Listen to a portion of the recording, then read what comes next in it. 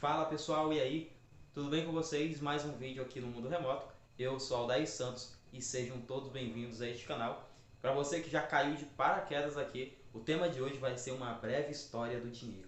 Se você não sabe como surgiu o dinheiro, sempre quis saber, fica aí nesse vídeo que a gente vai te contar tudo. E se você já sabe e quer saber mais alguma coisa, fica aí nesse vídeo que a gente vai te contar tudo. Se você ainda não é inscrito, se inscreve no canal. Ativa o sininho de notificações para não faltar nenhuma notificação. O YouTube não entrega todas as notificações, todos os vídeos, então o sininho ele vai ajudar bastante. Curte aí, compartilha e comenta aí embaixo qualquer sugestão que você queira que a gente traga aqui pro canal. Tá ok? Então, sem mais enrolação, vamos pro vídeo.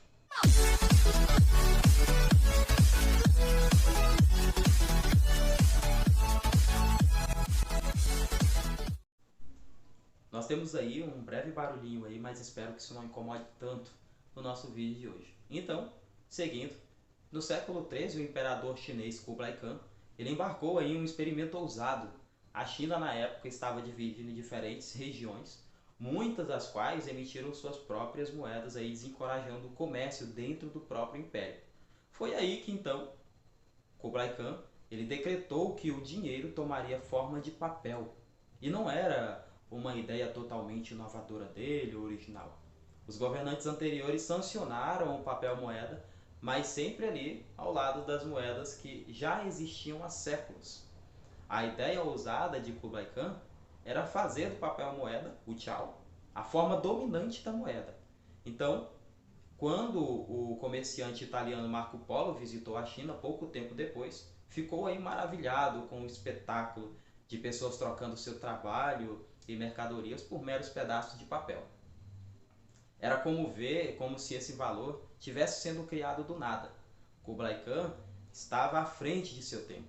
Ele reconheceu que o que importa no dinheiro não é a sua aparência, mas se as pessoas acreditam nele o suficiente para usá-lo. Hoje esse conceito é a base de todos os sistemas monetários do mundo. Então a gente percebe aí, né, como eu ia dizendo, o dinheiro significava alguma coisa. Dobrões de ouro e conchas de búzio tinham valor real e, portanto, eles não precisavam de um governo para apoiá-los. Nas economias tribais e outras primitivas, o dinheiro serviu a um propósito muito diferente, menos uma reserva de valor. Significava tudo, menos isso. Era muito mais um lubrificante social. O dinheiro naquela época, naquelas sociedades, era uma forma de arranjar casamentos, estabelecer paternidade de filhos, afastar rixas, consolar enlutados em funerais, pedir perdão em casos de crimes, negociar tratados, conquistar seguidores e por aí vai.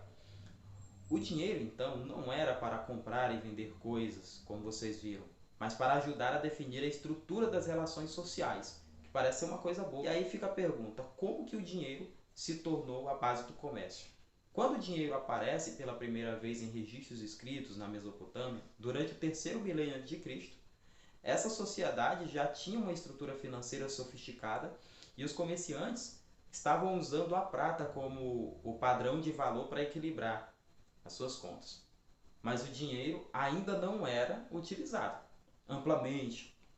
É realmente no século VII a.C., quando o pequeno reino de Lídia introduziu as primeiras moedas de metal padronizada do mundo, que você começa a ver o dinheiro sendo usado de maneira reconhecível. Localizada no que hoje é a Turquia, a Lídia ficava no limite entre o Mediterrâneo e o Oriente. Para entender o porquê, imagine uma negociação na ausência de dinheiro. Isto é, por meio de escambo. Deixemos de lado o fato de que nenhuma sociedade jamais confiou exclusivamente, ou mesmo em grande parte, no escambo. Ainda é um conceito instrutivo. O principal problema com o escambo é o que o economista William Stanley ele chamou de dupla coincidência de desejos. Tenha 5 caixas de banana e gostaria de um par de sapatos, mas não basta encontrar alguém que tenha alguns sapatos ou alguém que queira bananas.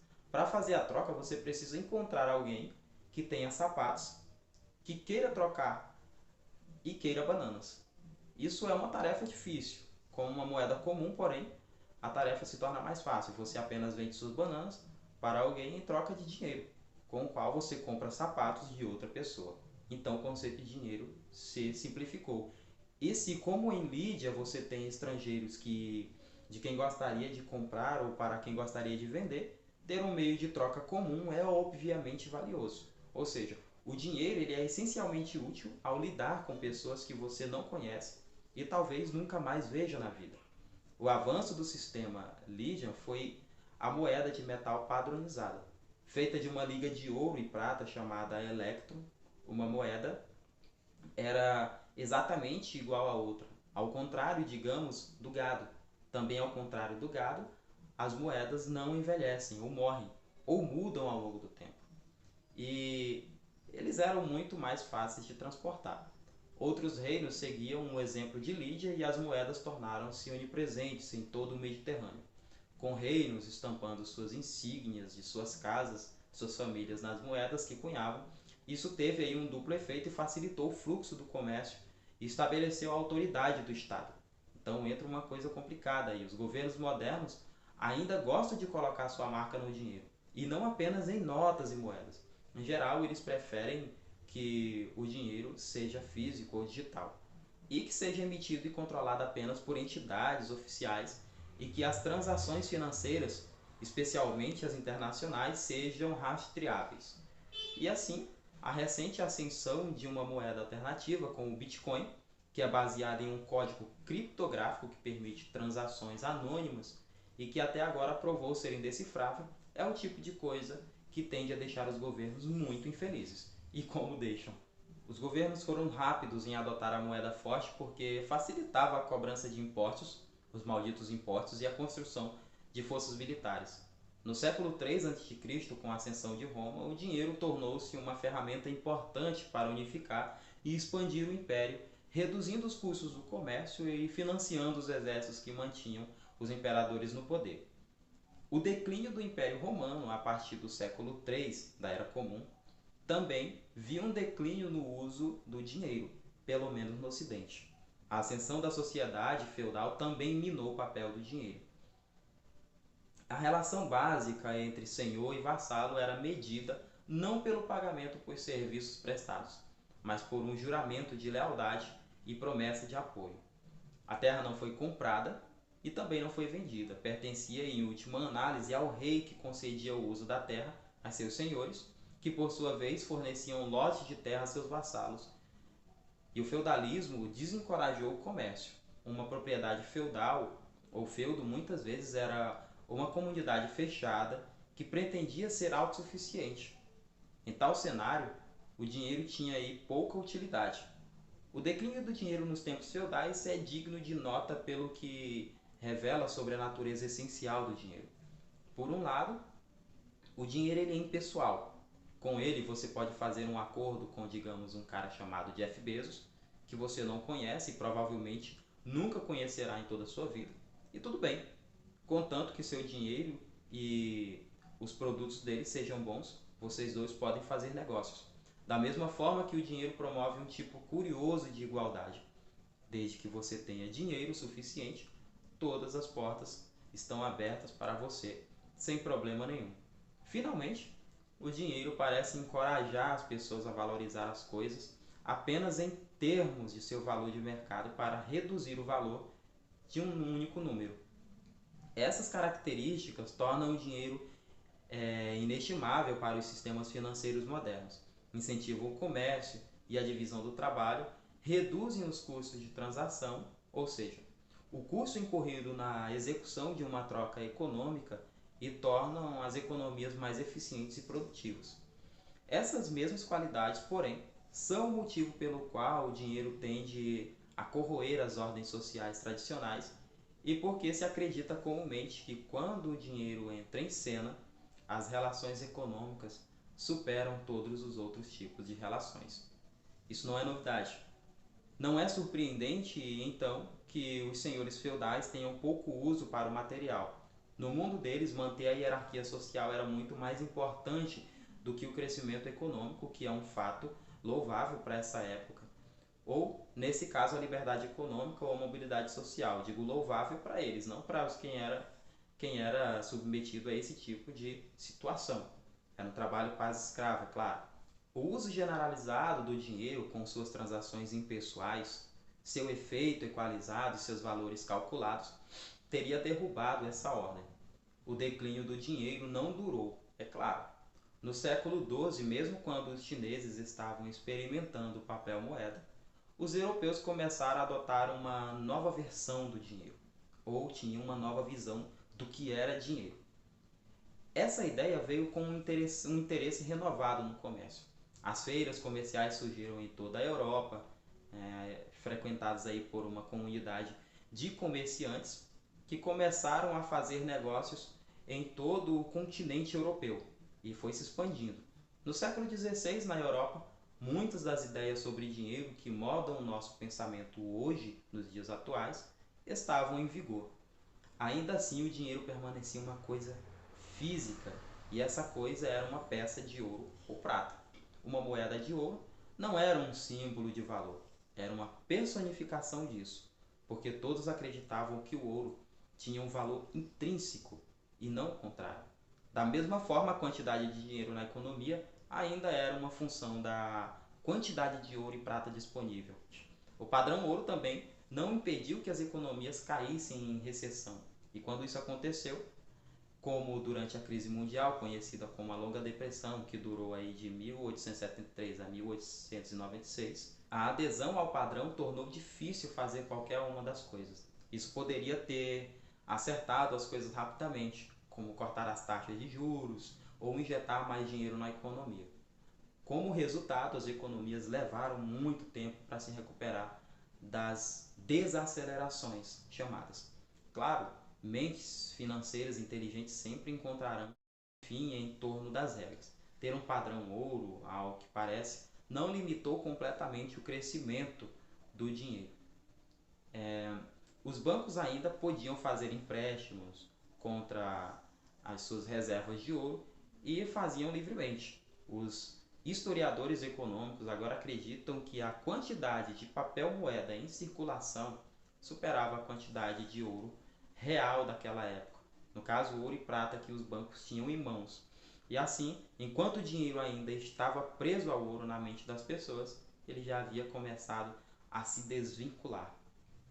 O que finalmente descarrilhou o padrão ouro foi a Primeira Guerra Mundial. Os governos precisavam de mais dinheiro para as suas forças armadas do que tinham em ouro. Eles precisavam mais do que tinham em ouro. Então eles simplesmente começaram a imprimir.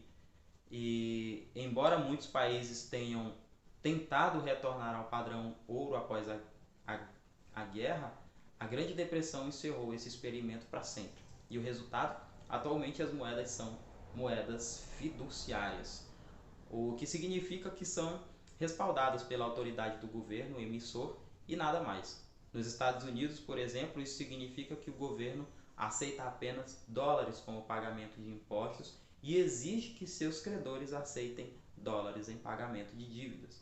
Mas se as pessoas perdessem a fé no dólar e parassem de aceitá-lo nas transações cotidianas, ele acabaria se tornando inútil. Muitas pessoas acham essa situação enervante e é por isso que há apelos perenes para retornar ao padrão ouro.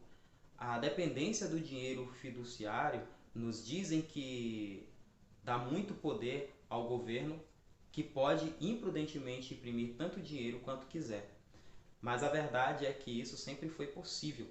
Mesmo com o padrão ouro, os governos reavaliavam suas moedas de tempos em tempos, na verdade ditando um novo preço para o ouro, ou ignoravam o padrão quando se mostravam muito limitador, como durante a Primeira Guerra Mundial, por exemplo.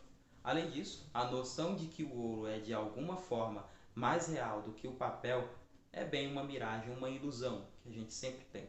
O ouro é valioso porque decidimos coletivamente que é valioso e que acreditaremos ou aceitaremos bens e serviços em troca dele. E isso não é diferente, em última análise, de nossa decisão coletiva de que retângulos coloridos de papel são valiosos e que aceitaremos bens e serviços em troca deles. A realidade é que é bom termos nos afastado do padrão ouro e da ideia de que o dinheiro precisa estar vinculado a outra coisa. Em primeiro lugar, é honesto.